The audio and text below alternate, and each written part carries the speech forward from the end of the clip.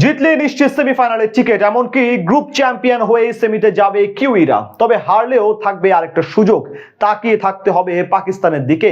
এমন সমীকরণের ম্যাচে ইংলিশদের বিপক্ষে মাঠে নামে নিউজিল্যান্ড। অন্যদিকে সেমির টিকিট আগে নিশ্চিত করা ইংল্যান্ডের জন্য ম্যাচটা ছিল গ্রুপে নিজেদের অবস্থান ঠিক করার। মাঠের খেলায় তাই দুই দলই লড়েছে হাড্ডাহাড্ডি সুপার 8-এর গুরুত্বপূর্ণ ম্যাচে। তবে শেষ পর্যন্ত জয়ের হাসি হাসলো কারা, সেটাই জানবো প্রতিবেদনের বাকি অংশে। টস জিতে এদিন আগে ব্যাট করার সিদ্ধান্ত নেন কিউই অধিনায়ক মিচেল স্যান্টনার। তবে বল হাতে শুরুটা বেশ ভালোই করেছিল ইংলিশরা। প্রথম ওভারেই মেডেন দেন পেসার জোফ্রা আর্চার।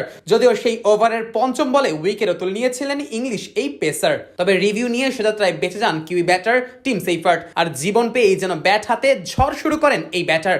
আর্চারের এক ওভারে হাঁকান 2টি 4 ও 1টি ছক্কা। অপর প্রান্তে থাকা ফিন অ্যালেনও ছিলেন একটু বেশি আগ্রাসী। পাওয়ার প্লেতেই হাঁকান 3টি ছক্কা। আর তাতে করে পাওয়ার প্লেতে কোনো উইকেট না হারিয়ে 54 রান তুলে ফেলে কিউইরা। পরের ওভারে আদিল রশিদের বলে একটি ছক্কা হাঁকান সেইফার্ট। যদিও পরের বলেই অবশ্য রাশিদের ঘূর্ণির কাছে পরাস্ত হতে হয় এই ব্যাটারকে। স্ট্যাম্পিং এর শিকার হয়ে ফিরতে হয় প্যাভিলিয়নে। আউট হবার আগে তার ব্যাটে আসে 25 বলে 35 রান। পরের ওভারে ফিন অ্যালেনকে প্যাভিলিয়নে পাঠান উইল জ্যাক্স। ডিপ মিড উইকেটে ফিন অ্যালেনের ক্যাচ লুফে নেন জ্যাকব বেথেল। শেষ হয় তার 19 বলে 29 রানের ইনিংস। এরপর অবশ্য রানের চাকা সচল রাখার দায়িত্ব নেন গ্লেন ফিলিপস ও রাচিন রবীন্দ্রা। তবে ফিলিপস এক প্রান্ত থেকে বড় শট খেললেও রাচিন রবীন্দ্রা ছিলেন কিছুটা ধীর গতিতে। 13 বলে মাত্র 11 রান করে রেহানের বলে বিদায় নেন এই বাহাতি ব্যাটার। রবীন্দ্রের বিদায়ের পর চ্যাপম্যান কিছুটা বড় শট খেলার চেষ্টা করেন। তবে 2-4 হাঁকিয়ে তিনিও ফিরেছেন আদিল রশিদের শিকার হয়ে। স্ট্যাম্পিং হওয়ার আগে তার ব্যাটে রান আসে 9 বলে 15। ড্যারেল মিচেলও এদিন খুব একটা সুবিধা করতে পারেননি। 8 বলে মাত্র 3 রান করে ডাউসনের শিকার হয়ে ফিরতে হয় এই ব্যাটারকে। এক প্রান্ত থেকে উইকেট পড়তে থাকলেও অন্য প্রান্তে অবিচল ছিলেন গ্লেন ফিলিপস। তবে ইনিংসের 18তম ওভারে উইল জ্যাক্সের শিকার হয়ে ফিরতে হয় এই ব্যাটারকেও।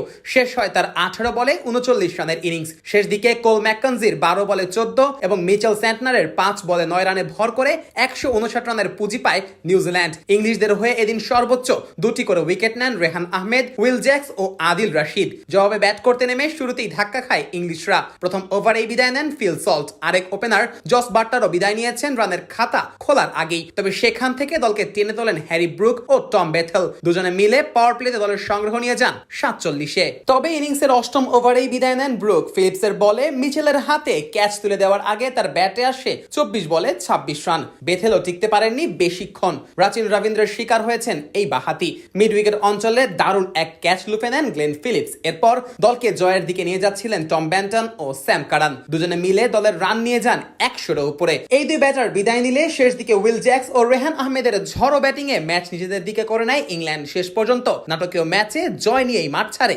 ইংলিশরা।